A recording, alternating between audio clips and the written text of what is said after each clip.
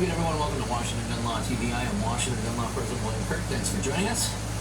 Gun laws save lives, or at least that's what we've been told time and time again. If we had $1 for every time we heard that, we'd all be retired. But is it true? Well, occasionally along comes a study, one that I think is really objective in nature, and sometimes the data just screams answers at you. And this is one of those examples. So we're going to slow it down. We're going to take a look at some objective data, and we're going to come to a couple of conclusions. So today, let's talk about, do gun laws really save lives? A real look at the numbers.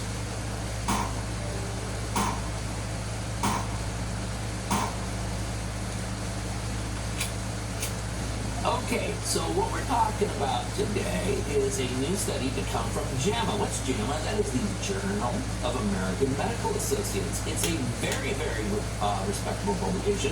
They actually have journals in all sorts of different areas, and this is some of the leading medical researchers in the country that contribute to JAMA. Now, what caught my attention was, one, the Daily Mail, and then a follow-up article on AmmoLand. If you're not checking out both of those news sites, you should be doing so on a daily basis. What really caught my attention was the headline in Daily Mail, which read as follows: America's mass shooting hotspots revealed. First of its kind study breaks down thousands of massacres by state, and there's no correlation between gun laws. What you say, there's no correlation between gun laws? No, that can't be right, because we've always been told that the states with the strictest gun laws are in fact the safest, and the ones with the least restrictive gun laws, well, they're the most dangerous. Is that true according to JAMA? Now, this is an independent medical study, so they're not trying to push any political agenda here, okay? They're actually trying to give other medical professionals objective evidence to which they can make up their own minds from. Shocking. Remember when we all used to learn that way? Okay, so let's talk about what did the study find was the top 3 most dangerous places in America when it comes to mass shooting. Okay, now listen, one of the things we're going to do is we're going to talk about this numerical value. And the numerical value is, so for example, if I use 7.1, what I'm saying is that in that particular geographical area, 7.1 per every 1 million people in that geographical area will be the victim of a homicide. So obviously the lower the number, the better. Let's talk about the top 3, because it kind of begins to show exactly what we're talking about here. The rate of mass shootings per 1 million people was highest in the District of Columbia, 10.4 shootings, followed by much lower rates in Louisiana, 4.2 mass shootings, in Illinois, 3.6 mass shootings, the states with the next 2 highest rates. Okay, let me It was like a surprise to him. I love it. Twice lapping the field here, 10.2 murders per every 1 million people. The next on the list is the state of Louisiana, known to be very freedom-loving with their gun laws, but very next on the list is the state of Illinois. No state has cracked down on the Second Amendment rights of its citizens more than the state of Illinois. So we find in the top 3, 2 of the most restrictive jurisdictions anywhere in the United States. Now, if we extrapolate out, and we take a look at the top 10, we're also going to see a real variation here, because the top 10 are in order. Washington, D.C., 10.43 per million. Louisiana, 4.28 per million. Illinois, 3.61 per million.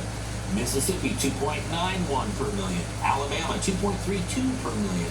Missouri, 2.29 per million. South Carolina, 2.26 per million. Maryland, 2.2 per million. Delaware, 2.18 per million. Tennessee, 2.03 per million. And so you see right there in the top 10, there are 4 jurisdictions, nearly half of them, which are incredibly well known for its incredibly strict gun laws. Now, here's what else is really interesting.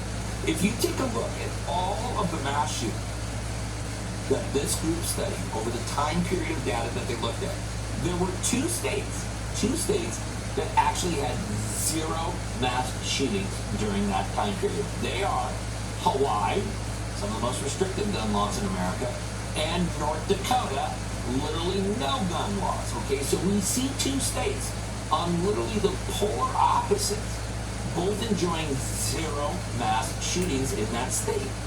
And when it comes to the total number of mass shootings, well, number 1 and number 2 will raise your eyebrows, because this is what the study found. The data shows that Illinois had the most mass shootings, 414. California came in second at 367, while Texas reportedly had 270 such incidents. And then there's the old adage, an armed society is a polite society. Is that true? Well, you can take a look at the data. If you take a look at the percentage of firearm ownership in that state, and then compare that to the numerical value of the violent crime over a per capita rate, yeah, you can come up with some pretty objective numbers. What did the JAMA study find? The state with the highest rate of gun ownership is Montana, where 66.3% of adults own a gun, and it had one of the lowest numbers of mass shootings at 4.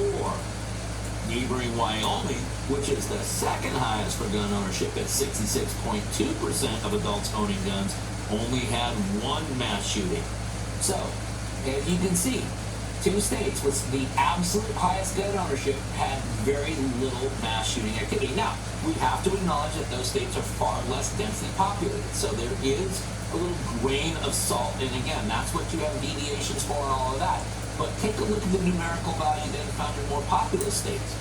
New York, with 19.9% gun ownership, had 186 mass shootings, and New Jersey, with a 14.7% gun ownership, had 93 mass shootings. And so when we take a look at this data objectively, what we find is that there is absolutely no correlation between the types of gun laws and the number of mass shootings.